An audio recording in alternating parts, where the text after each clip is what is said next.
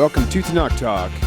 I'm your host, William Hall, broadcasting live from Kingsland, Texas, USA, with another episode of TORAH Talk, weekly Parsha with Rav Yitzchak Michaelson from the Holy Land. This week, discussing Parshat Yitro. Yitro. I'm getting it. Yitro. Yeah, I think what happens is I've been hearing so much of the Ashkenazi thing, and it's like they pronounce... You've been around too many Ashkenazi. Yeah. It's really, hang out with us Sephardim a little bit. You got it. Oh man. Well, this is a very exciting Parsha in general, as far as I'm concerned, because it brings back all the cool memories of the Midrash stories on Yitro's role back in the day, so and how the contemporaries with Job and the whole nine yards. So this will be a fun thing to see where this goes. And then for all you people who haven't been following along, you'll get a little something for you on Israel News Talk Radio later on in the week on Wednesday, I believe is when it airs, right? Remember? Tuesdays, which you and I will record tomorrow in the early morning hour of. Well, it's not early for me. It's not early for him either, actually. Now that I think about it, it's actually kind of late. So, but anyway, we actually switched you later, didn't we? We're going to start doing from at 11 o'clock instead of 9. We may actually have a problem with that tomorrow, but I got to figure out how to do that. Okay, well, you also have a really fantastic, way better option as a co-host than me, anyway. And I've heard she's actually looks a lot better too. Yeah. That's for sure. Oh, yeah. Thanks for clarifying that. No offense. No, none taken. That's a compliment. You have married a little angel, and you seem to be very happy. Y'all both are such awesome people looking together. I wish people could see y'all on the radio as well, instead of. I was thinking about that when you just called your wife. I was thinking, you're one of the few people I know that thank God seems to have a marriage like mine. That's really wonderful. I can't begin to tell you. Oh my gosh! You don't see that. It's unfortunate, but you don't see that. It should be the norm, and it's not always the norm. So that's true. Yeah, she's awesome. I mean, she makes it easy. That's for sure. And as well, I'm sure Leah does for you. So that's amazing. For sure. Okay, my dear friend. I just wanted to get something out of the well. First, I just want to say that the show today I'm going to dedicate to the Leilui Nishmat Rav Aryeh Kaplan Zichronan Livracha. Mm-hmm. It was his yard site yesterday. Oh wow! Many people probably have at least read some of his work. And one of my rabbis, the rabbi that I learned with, Kabbalah, Rabbi Gedalia Flair, was friends with him for probably about 35, 40 years. So we did a little thing last night and heard like all kinds of great stories about their relationship and things about Rav Kaplan. He unfortunately died very young. So wow, that's too bad.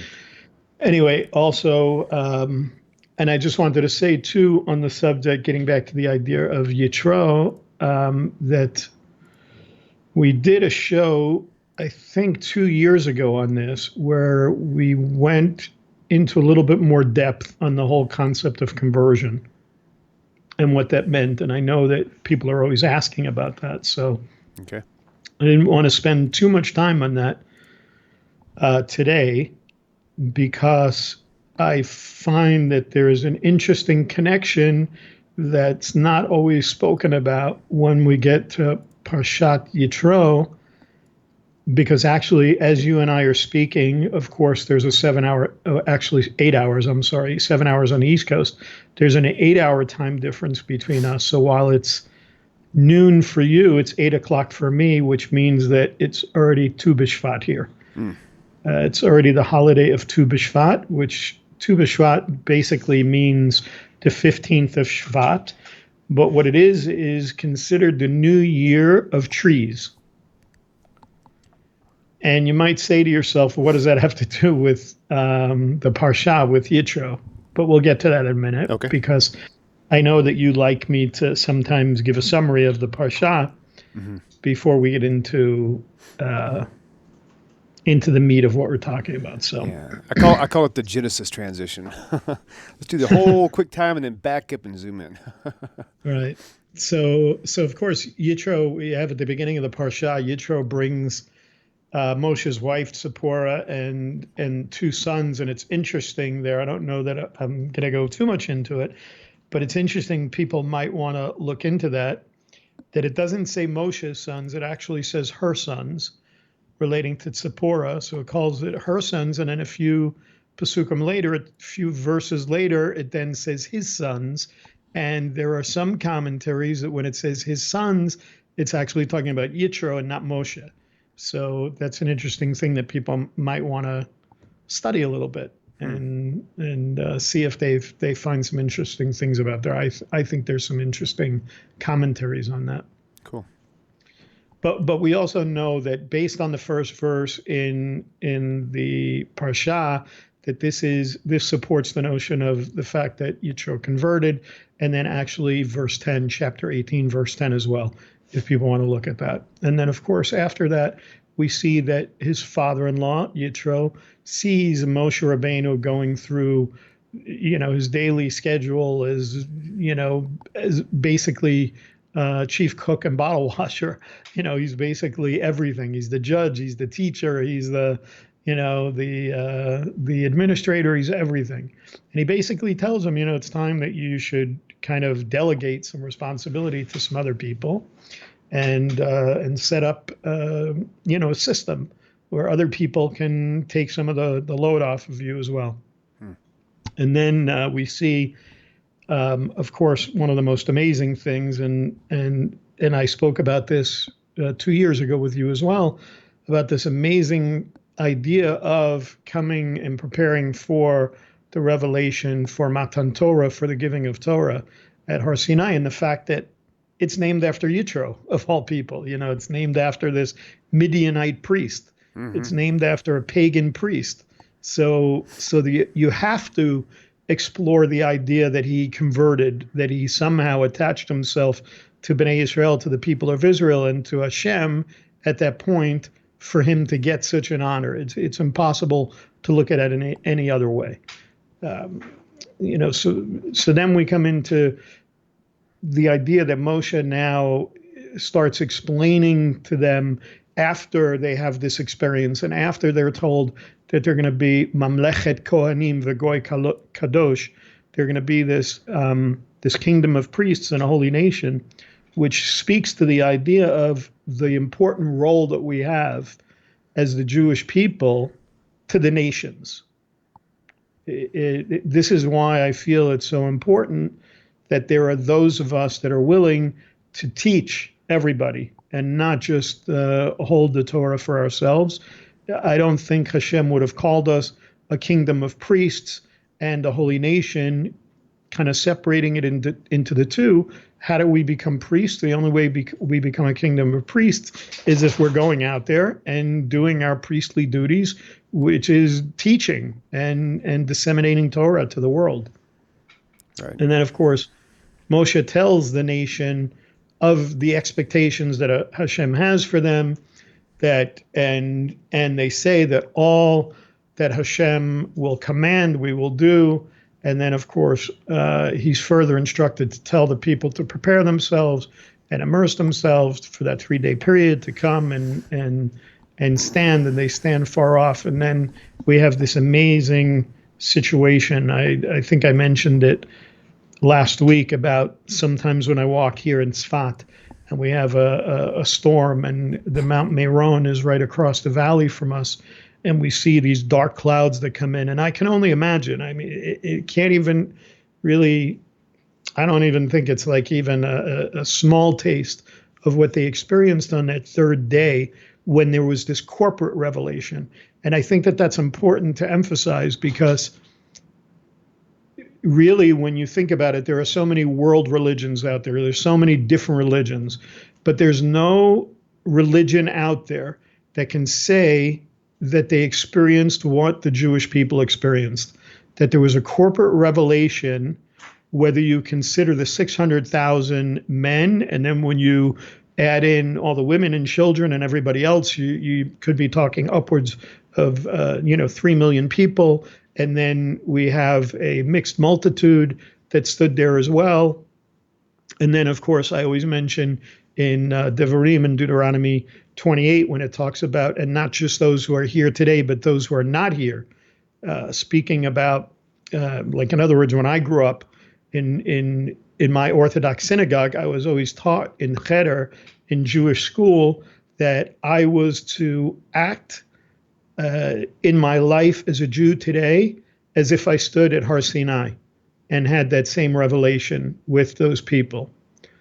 So we know that it had to be like, I don't know if anybody ever went to, we're talking about these storms, but imagine you went to the most amazing rock concert, if you've ever gone to a rock concert before. And, of course, there was a period of time where I wasn't Orthodox. So, of course, I experienced that. So imagine the greatest light show that you've ever went to, lasers and smoke machines and all of that. And that pales in comparison to the lightning and the thunder and the explanation of the sounding of the shofar at Har Sinai, where it was completely engulfed in clouds and smoke and fire. And these poor people, they heard they actually heard from Hashem. We know for sure that the first two of the Aseret Hadibrot, of the 10 statements, or what people call the 10 commandments, were heard directly from the mouth of Hashem. However that came across, we don't know. We don't know what they actually heard, because imagine there's thunder and there's lightning and there's the shofar sound, and it says that it was palpable, that they could actually feel the sound, so to speak. And, and these people are trembling at the foot of Har Sinai, and they literally hear the first two of the Aseret Hadibrot, the 10 statements, directly from Hashem. And then, of course, finally we see that there's, like I said, they collectively hear everything, and it's basically, I don't know if you can think, we say all the time when we talk about the Torah and the Parshiot, you and I will say, oh, this is my favorite one, or, oh, there's amazing things in this. I mean, really, when you think about it, how could there be anything more amazing than the description that we see in this of the experience at Har Sinai, which basically is the beginning of the Jewish people, which is the beginning of having the Torah, which is the beginning of the 613 mitzvot. And, it's just, there's nothing bigger than that. So then you have to be saying to yourself, well, why did he bring up Tu B'Shvat? So really, it's because there's this, excuse me, there's this kind of coincidence built into the cycle of the Jewish New Year. So in other words, we will come to the synagogue on this Shabbat, and we will see when the Torah is taken out that, of course, we will have the chanting of the Aseret HaDibrot, and it's usually, it's one of the only times when the reading of the Torah takes place where everybody stands during the reading of the Aseret HaDibrot. I mean, typically you stand when the Torah comes out of the Ark, when it comes out of the Holy Ark, and you don't sit down until the Torah is placed down on the reading table. In Ashkenazi synagogue, it's a scroll that's rolled open.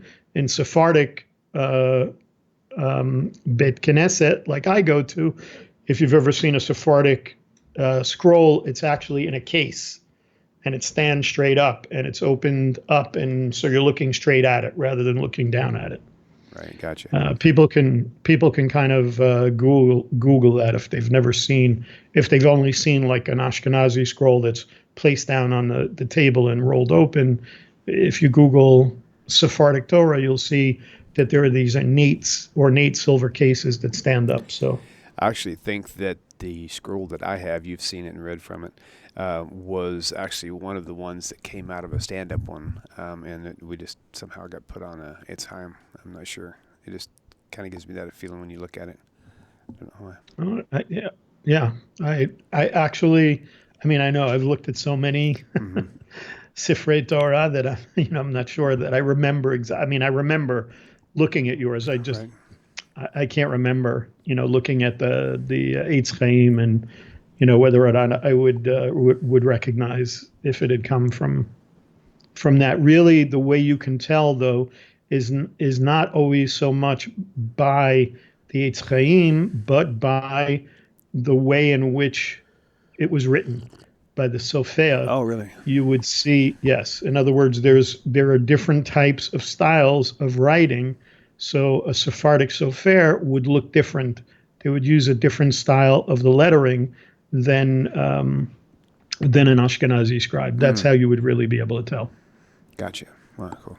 And you would be able to tell. There are some Soferim that can look at a Torah and tell you where it was written. Nice. Based on the writing, they can tell you it came from, Iraq. It came from Yemen. It came from, they can tell Germany or wherever it was written. Some of them have that ability. Nice. So, I mean, really, when you think about it, there's no accidents. So here we are, on the holiday of Tu B'Shvat, starting here tonight and tomorrow here in Eretz Yisrael. And since there's no accidents in the timing of this, then it really can't be a coincidence. So you really have to say to yourself, what could possibly be some of the connections? And of course, like I said, one of the most important parshiot in the Torah related to the giving of the Torah in the Aseret HaDibrot, we know some of them. It starts in Exodus chapter 20, verse 2. I'm sure I don't have to, maybe for somebody who's listening that has never looked at it, I would be surprised that people have never seen that. But we mentioned the first two that they would have heard directly from Hashem, which is, I am Hashem, your God, who brought you out of the land of Egypt, out of the house of slavery. You shall have no other gods before me. And then we go into the idea of you shall not make yourself, it talks about idolatry, not a carved image or any likeness of anything that is in heaven above or that is in the earth below or it is in the water under the earth. Not to bow down to them or to serve them. For I am Hashem, your God, am a jealous God, visiting the iniquity of the fathers on the children to the third and fourth generations of those who hate me. And of course, people can read that. It goes all the way up to Exodus chapter 20, verse 16 or 17, I'm sorry. And the idea of you shall not covet your neighbor's house, and so forth, not coveting your neighbor's house, not his wife or his male servant or his female servant or his ox or his donkey or anything that belongs to him, basically. So one of the most important errors that I think that's related to the Aseret HaDibrot, these 10 statements, or what people call the 10 commandments, is sometimes I think that people put more emphasis on those statements themselves than on how they were transmitted. And that's why I emphasized and stressed what that experience must have been like at Har Sinai. Talking about that lightning and the thunder and the shofar and hearing directly from Hashem in receiving at least the first two we know directly. And so I wanted to mention that I see a connection. So where do we find it?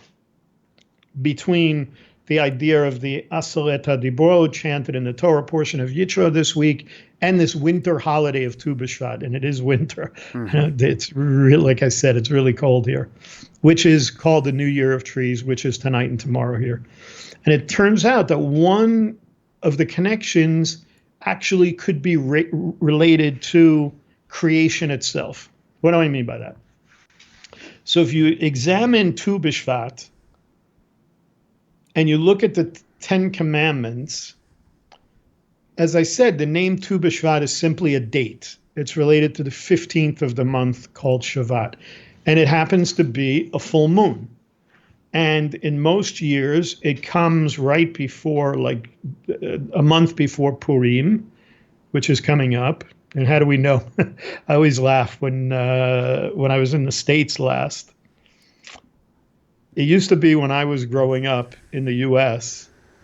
that you could tell the season by what they put out in the stores, meaning that Right. you knew that Halloween was coming because they put Halloween stuff in the stores, but it would probably be like September or the beginning of October.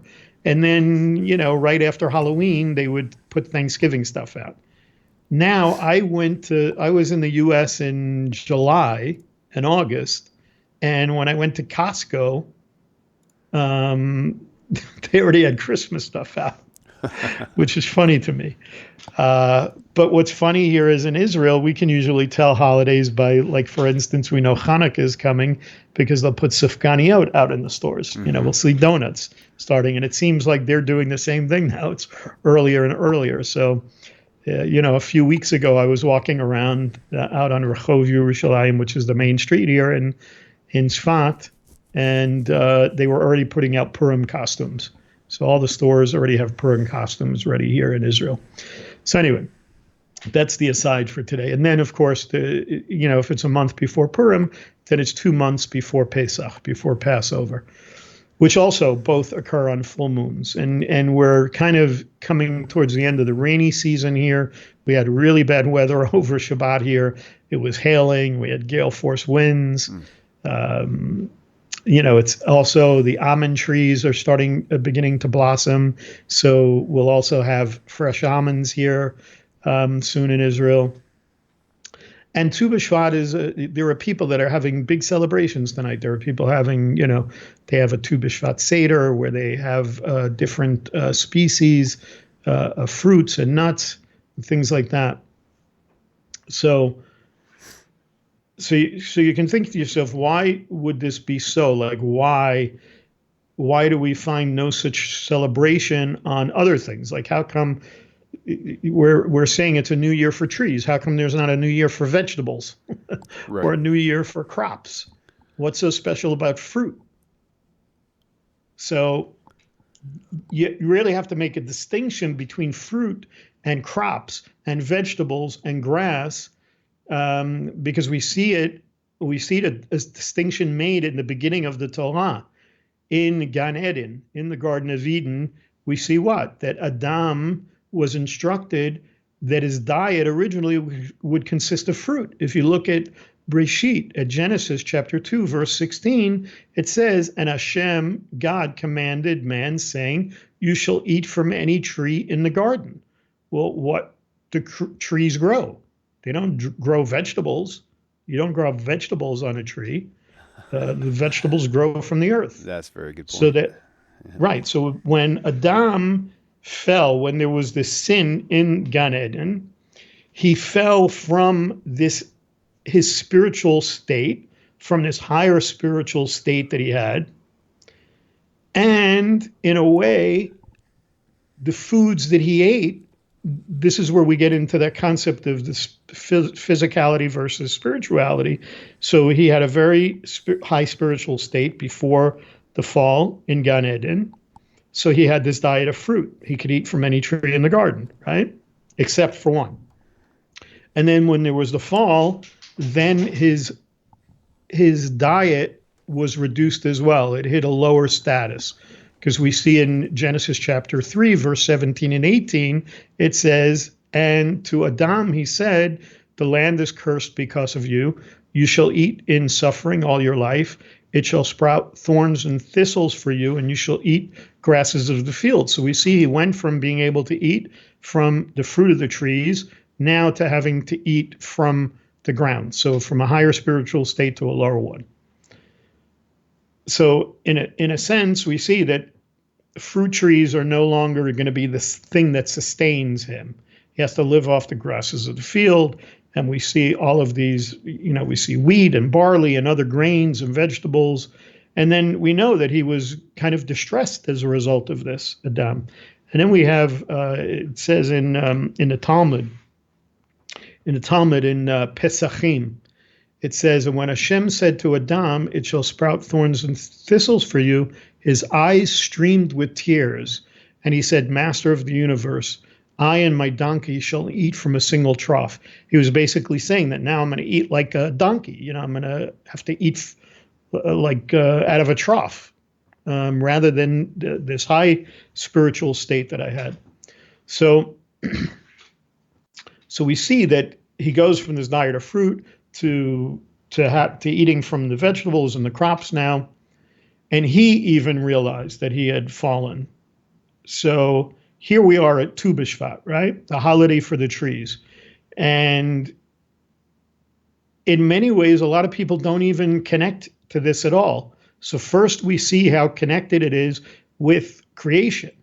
You see most Jews, I mean, unless you're talking about religious Jews, both in the US and across the world, and certainly here in Israel, most people have no clue about it. Most don't even know that it's called a Rosh Hashanah, that it's called a New Year. And from a halachic standpoint, from a Jewish law standpoint, Tu B'Shvat is the day of the year that separates the previous year from the upcoming year with respect to fruits that are grown on trees. And why is that? Because most of the rains have already fallen in Israel by then. We're pretty much at the end of the rainy season. There's some arguments on that. A lot of, especially in the Messianic movement, where they're saying that they don't have the right to say what's first year, what's this. They can't have two New Years. And realistically, the way it was explained to me, it was quite simple. Even in America, you have different New Years. We've got the celebration of January 1st. You've got the New Year for taxes. You got the New Year for school. So there are New Year cycles even in the secular world that people just don't think about. Yeah. So, I mean, look, we're talking about a people who on one hand will say we don't have a right to do this. And we come up with all these things. And those rabbis come up with all these concepts. And they're also the same people that wear kippot and talitot and have an Aron Kodesh and wear all the things that you can only find in the Talmud. Right. That they say so they either don't one or believe two in the Talmud, things is happening with them. Either one, they're accepting that you wear a kippah because it's written about in the Torah Shebal Peh, in the oral Torah, and you're wearing a talit because it's written about in the Talmud and you accept that, or you're doing exactly what we accuse you of when we do our counter-missionary work, which is that you're trying to look like Jews to attract Jews to convert them to another religion. Mm-hmm. Right. So that one makes me crazy because we can go on and on about the concept of the legitimacy of the oral Torah, even in this. Mm-hmm. So in making the distinction between the fruit of the previous year as it relates to the fruit of the upcoming year, because basically what we say is that the trees planted at that time are basically going to take root. Why? Because the ground's already been saturated with rain because we're at the end of the rainy season. So it also has to do with the idea of what's set apart for what we call maaser, for the idea of a tithing, for what we set apart for the tithe. So when we look at this, Tu B'Shvat is a day not only as a new year. So when we say a new year for trees, what do we say about Rosh Hashanah? Rosh Hashanah also is considered what? Related to din, related to judgment. It's the time of the year in the regular Rosh Hashanah when we start preparing our hearts because we're coming into the time of judgment. We're coming into the time of Yom Kippur. So in the same way, Tu B'Shvat could be considered a day of judgment for the trees to determine how bountiful they will be in the upcoming year based on our merits, based on the merits of the Jewish people. So Tu B'Shvat is also a day that kind of speaks to the praise of the land of Israel, and that's why it's given such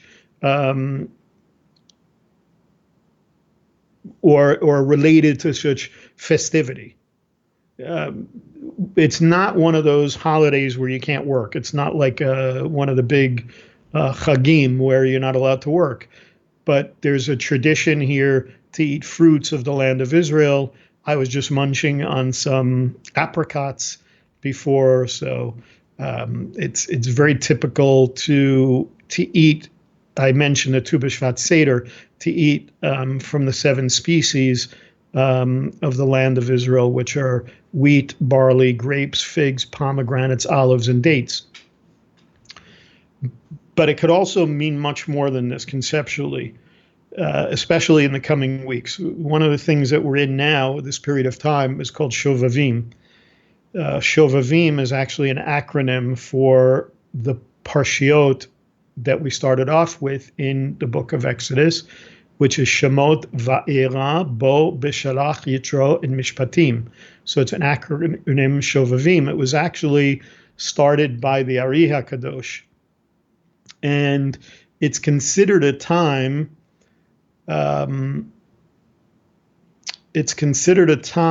where we look more to distancing ourselves from anything related to sexuality, so to speak. The sin of it is what I'm talking about. So the Hebrew word that's formed from the initial letters that I mentioned, where we get this idea Shovavim, it actually is related to a word we see in the book of Jeremiah, in Yirmiyahu, chapter 3, verse 22, which says, Shuvu banim shovavim, return, O mischief makers. And why is it mischief makers? Because mischief makers are people who sin. So we see most people that follow the concept of Shovavim, usually you see more of Hasidim, Hasidic Jews, and Sephardim that follow this, because it's based on Kabbalah, it's based on the teaching of the Ari, and we don't see so much in the Ashkenazi world that people follow the Kabbalah. So there's a famous Rabbi Tzadok HaKohen of Lublin. He was called the Pri Tzadik. And it's interesting that we're talking about Tu B'Shvat, and he was called Pri Tzadik. Pri means what? It means fruit. So he was called the Pri Tzadik because that was the name of his work that he wrote. And a lot of times, as I've said before in the show, sometimes you see rabbis are named after the things that they wrote. So his commentary is called the Pri Tzadik, the righteous fruit. And he points out that it's not called Rosh Hashanah for the trees, but for the tree, singular. And this is where we're going back to this idea of creation. So he says whenever the word tree is used, it's always referring to the Torah, which is called Eitz Chaim, the tree of life. And what is this supposed to allude to? He said most people are aware that there were at least 2 trees in Gan Eden, in the Garden of Eden, the tree of the knowledge of good and evil and the tree of life. What many are not aware of is that really there had only been 1 tree before Adam ate the forbidden fruit, and that was the tree of life. But the Torah speaks about the tree of knowledge of good and evil before the sin as well. So it says, the Zohar says yes to this, but before the sin, it existed merely as a branch off the tree of life itself. In other words, it's saying that before this period of time, that the tree of the knowledge of good and evil was really a branch of the tree of life. And it was only once Adam ate from the tree against Hashem's will that this branch broke off and became an independent tree and a source of knowledge. And so this idea that in order to bring rectification of creation, what do we have to do? We have to reunify the tree of knowledge of good and evil with the tree of life. And the way for that to happen really is that Mashiach comes once they are one. In other words, I don't know if I did it on this show or if we were talking on the radio show about this, but it's not a pet peeve of mine. But, a lot of people run around Mashiach, Mashiach, Mashiach, and people are looking for redemption and Geulah. And there's this whole idea nowadays with Geulah consciousness and people being conscious of Geulah. And I think that's important. I think it's very important. We're taught in Judaism that we should have an expectation for Mashiach every day. But there's also Gemarot that talk about the idea, and I've said this before, that even if somebody was to be smart enough to try and figure it out, that Hashem would change the time that Mashiach is coming. I say that one of the most important things is, and this is supported in what I'm saying by the Pri Tzaddik, is that he would say that Mashiach will only come once there's that reunification. That just as with the reunification of the holy name of Hashem, and Rashi speaks about this at the end of Parshat Beshalach, which was last week's Parsha. And he says, how do we do this? How do we bring this unification? How do we repair creation? How do we bring about the reunification of the tree of the knowledge of good and evil with the tree of life so that it's one tree again like it was in Gan Eden? He says, we do this by what? Learning Torah and doing mitzvot, which he says this allows us to remove the veil of nature from over Hashem's hand and make his presence clearer. In a lot of ways, the Kabbalah speaks about this as well. The Kabbalah speaks often about the fact that it's almost like now the only way that we're able to view anything is like looking at it through a curtain. If you've ever looked through like a sheer curtain, you can see, but you can't see clearly. And this is what is being spoken about here. It's this idea that by learning Torah and doing mitzvot, the more we do that, the more we remove that curtain that stands in the way of us getting a clearer view of creation and a clearer view of Hashem.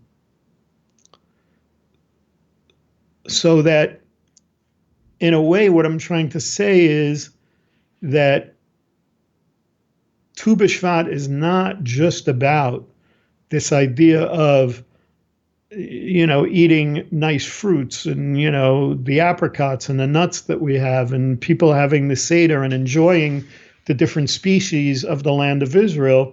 But it should be really a time of deep contemplation of reunifying and bringing about the spiritual unity and raising that level up to what we talked about before, that Adam fell from. In other words, I'm not suggesting that people go back to a diet of only eating fruit. That's not what I'm saying. But I'm saying if you look at it as a spiritual concept, there was a period of time where there was this spiritual unity that took place in creation.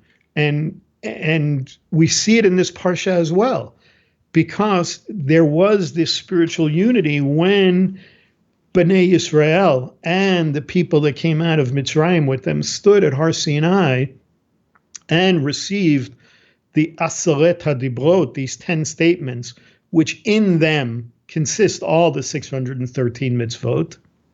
And that's another place that we could get into a whole discussion on the importance of Torah Sheba'al Peh, the idea of the oral Torah, and seeing that, one of the examples that I gave, for instance, not to go off on a tangent here, but oftentimes I like to use the example of the commandment that we have to have equal weights and measures. And I remember growing up, my family was in the deli business, in Jewish deli. And I remember the old time scales. It wasn't like digital today, and you would have to calibrate the scales, and you would have somebody come from one of the big companies was Hobart, Hobart. Some people might remember that, and they probably do digital scales now too, but they were the big company. And you would have a representative come and they would check your scales, and they'd have these different weights and so forth. And so it reminded me with growing up. But the idea of weights and measures, you can't just say that, oh, as long as my scale is calibrated correctly, I can charge somebody 15 cents extra when they come to the cashier. Equal weights and measures goes into much more detailed mitzvot that we have related to all of our business dealings, which we even see for Bnei Noach, which we also see for the nations, not just for the Jewish people.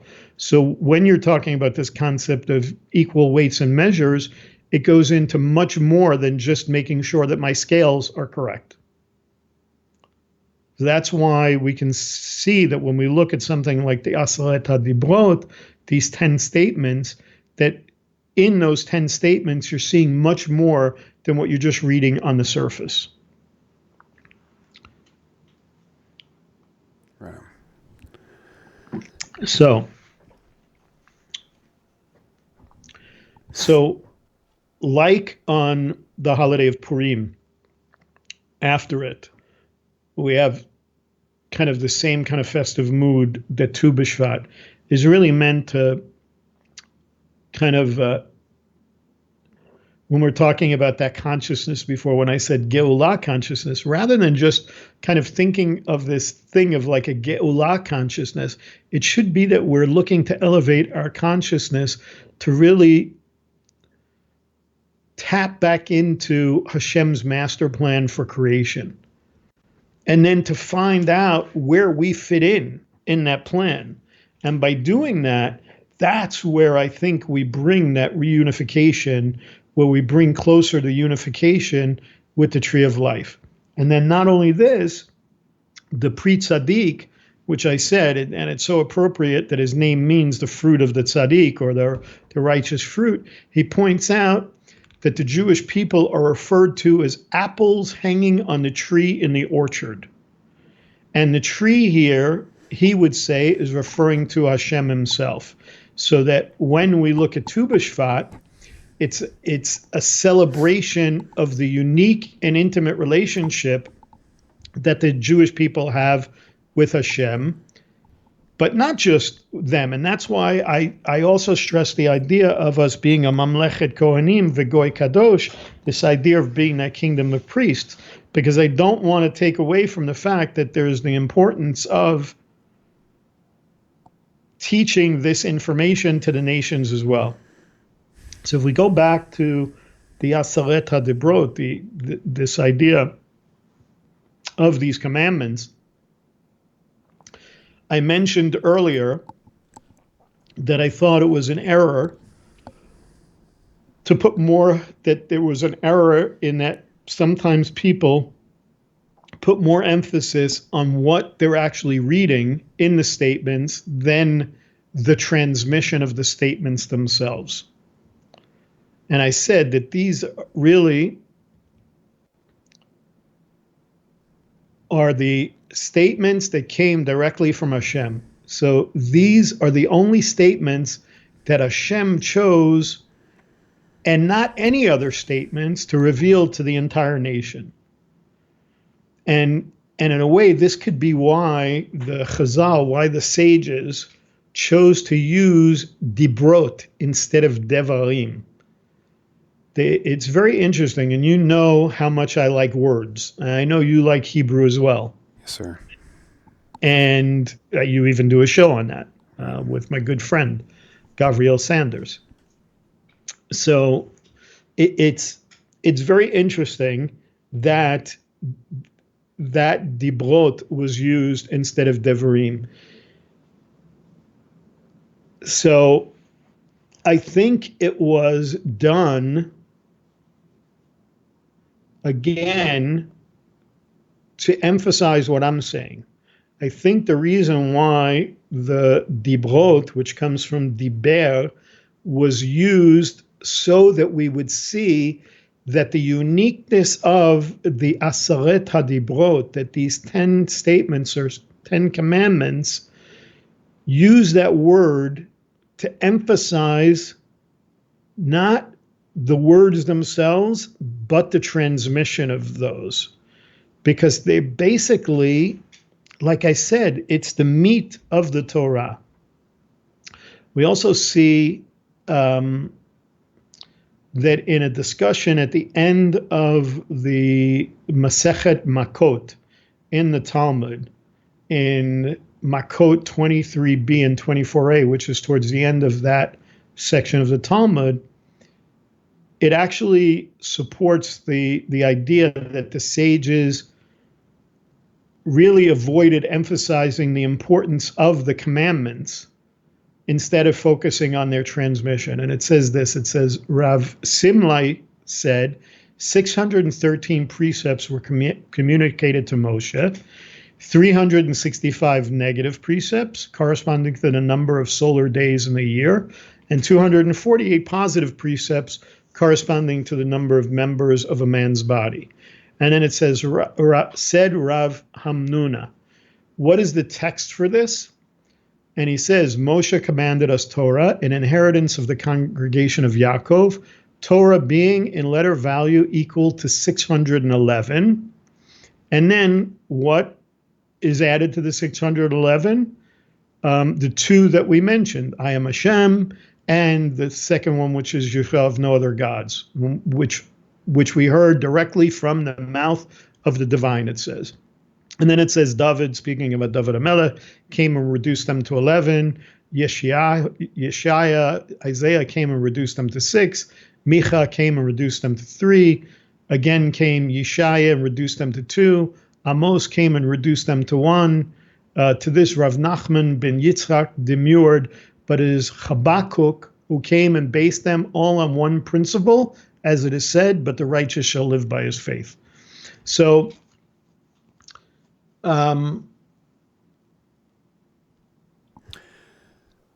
that word faith, is it faith or faithfulness? Well, I mean, it could be both. Mm-hmm. It could be translated as both, faith, faithfulness. But the emphasis that I'm trying to make here is that even the sages, as important as the 10 commandments were, the 10 statements were, which encapsulate the 613, which we're seeing here in the Talmud in this section of Makot, they wanted to emphasize that it was the transmission of the commandments that were actually more important than the commandments themselves. And this is supported by so many things. There's a Yerushalmi in the Talmud Yerushalmi speaks about this. In Midrash Tanhuma talks about it, that they're embedded in the commandments at the beginning of Parshat Kedoshim. This idea of the 613 that are all embedded into it. And we already talked about this idea of so I want to talk about this term dibrot for a second, or the singular form, often used by Chazal, is dibor, and we see this there's a verse in Jeremiah chapter 5 verse 13, where it says v'haniviim yihu leruach v'hadiber ein bahem kol ya'aseh lehem. So it's talking about the prophets will, it's actually talking about false prophets here. And what it's saying is that these prophets will not have the spirit of the word and in them. And it's talking about this idea, diber, when it says hadiber there, it's talking about leruach v'hadiber, Diber is always related to the word of Hashem. Going back to this idea that when we see Anochi Hashem and Lo Yihye Lecha, this idea that I am Hashem and you shall have no other gods before me, that's what it's talking about. That they won't have this, that they emphasize this. Even in, and here is interesting because this comes from Rosh Hashanah in the Talmud. So we're talking about Rosh Hashanah of the trees. So in the Babylonian Talmud in Rosh Hashanah 27a, it says, it states the commandments Zachor and Shamor, this idea of guarding and remembering, Zachor, remember, and Shamor, guard, were said in one utterance. It says in Rosh Hashanah 27a, Bidibor Echad, what the mouth cannot speak and the ear cannot hear. And then the Mechilta, one of the Midrashim on this Parsha Yitro in chapter 20, verse 1, similarly writes that Hashem spoke all the Aseret HaDibrot, all the 10 commandments, in Dibor Echad, in one utterance, which is impossible for a flesh and blood creature to do. So basically what they're saying is that it was like with one word. Now, think about that. We go back to this idea of Har Sinai and this idea that there was thundering and the lightning and there was a shofar sound and there was all of these things going on. And the sages say on top of that, that these statements were said bidibor echad, with one utterance. So it was like all of these 10 coming out at one time. I mean, I can't even imagine what that was like. So you can imagine why they were standing there trembling at the foot of the mountain. So they're basically saying that all of these passages, I mean, we only read a few of them, they say that these 10 commandments were basically spoken simultaneously. And if that's true, then of course, the only way that they could have received them is directly from the mouth of the divine. The only way that they could have received them was from the mouth of Hashem. Right. So you can't even make the argument, oh, it was Moshe. Moshe made all this stuff up. I've heard that story. How many times do you hear that, scientists or atheists or whatever, or people today try and make the argument that, Moshe came down after 40 days, if that story is even true, and he just made all of this stuff up. Mm-hmm. So, I'm sorry, were you going to say something? Yeah, I was just thinking, if you're hearing that whole idea of, one time I had my computer turned down, but I had like 15 or 20 tabs on my computer on, because I was searching for some teaching videos, right? And so, it's for some reason, I don't know why, but about 7 of those videos were playing at the same time, but my computer was down. I didn't know it, and I was like, man, I got like 15 tabs open on my internet. So I reached down and just as a typical thing, I'd turn my computer up so I could hear what was going on. And it was just like this. It was almost like a rumble, just because there were so many people talking and so much noise and action happening, popping at the same time. And I could see how, if all of that was really done, all that was like all at one time, like simultaneously done, just that alone could have been the rumbling sound that they experienced. Yeah, absolutely. And this is why we can look at this, and the story in Shemot in this book doesn't give us a clear understanding. We read, like, for instance, in Exodus chapter 19, verse 19, that Moshe spoke and Hashem answered him with a voice. What does that mean? That he answered him with a voice. We know that the people witnessed the thunder and the lightning and the blare of the shofar and the mountain smoking. We see that already. But it also says that they retreated in terror, and they asked Moshe to, we don't want to hear anymore. That's why we go back to this idea of, there's the argument that they only heard the 2, and then they shrunk back. That's sort of it almost sounds like they backed out before they heard the voice of Hashem. But then we also know that later on, we see in Deuteronomy chapter 5, verse 19 to 28, where it gives us the story again of what happened here. it really gives us a much deeper understanding. And so we could go back and forth on this. So on the one hand, Chazal, the sages, preserve the idea of this direct revelation, in stressing the idea that the children of Israel heard at least 2 of the Aseret HaDibrot.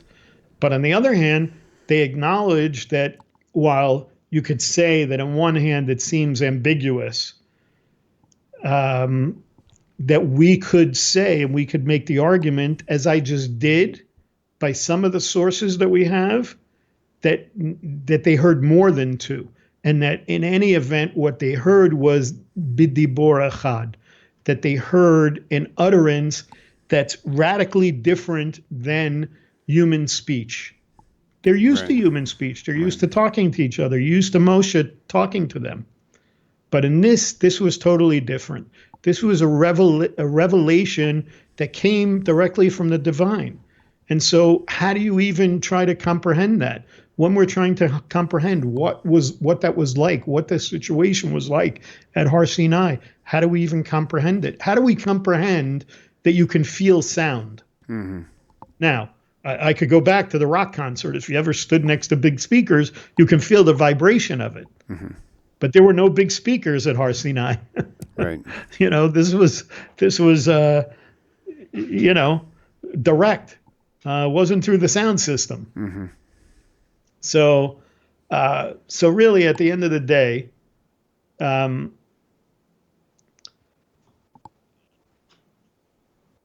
I think that for me, when I go to my Beit Knesset on Shabbat, and when the Torah comes out, not only are we going to be standing when the Torah comes out of the Holy Ark, but when we get to that section of the Aseret HaDibrot, everybody's going to stand. And so I think that when we stand for those 10 commandments, really what we're meant to be reminded of is what I've been talking about, that we're reminded of kind of the paradox. I love paradoxes. You and I talk about that all the time.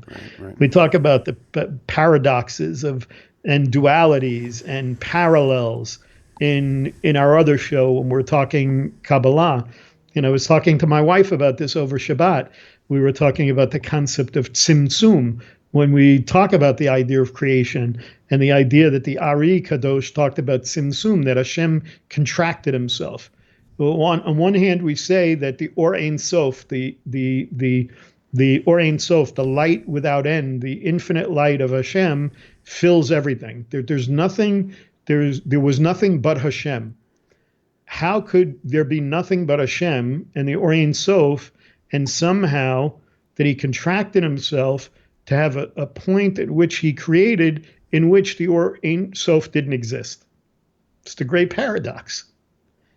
And the reason I bring that up is because I think that what I'm saying is that we're meant to be reminded of the paradox of Har Sinai.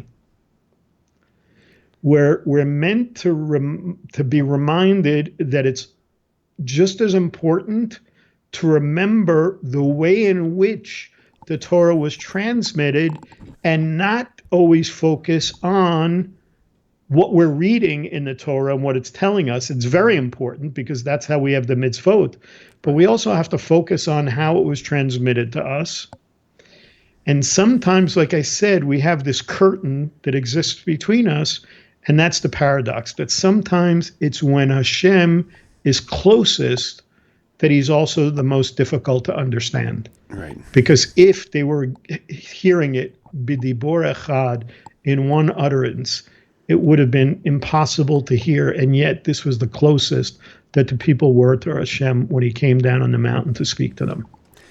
And that makes a lot of great sense because just in general, I was thinking of, when you said that, I was thinking about a map. If you're looking at a map online and you're zoomed all the way into like where a house would sit, you really have no context of what you're looking at all. You got to really zoom way out to see other things, to see finally figure out what city it is. Then you'll know what state you're in. Then you'll know basically where you're at.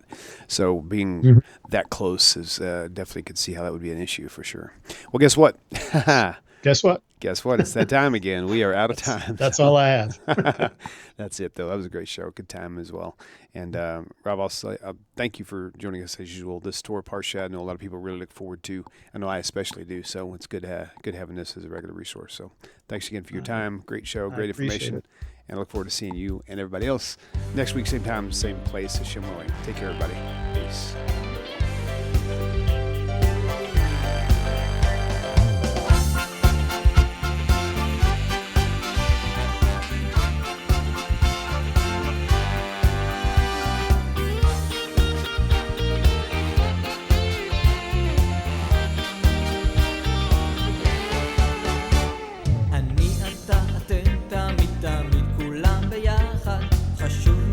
חשוב והכרחי להיות ביחד. איפוק זו העוצמה, ויתור זו הגדולה, השאיפה והכמיהה.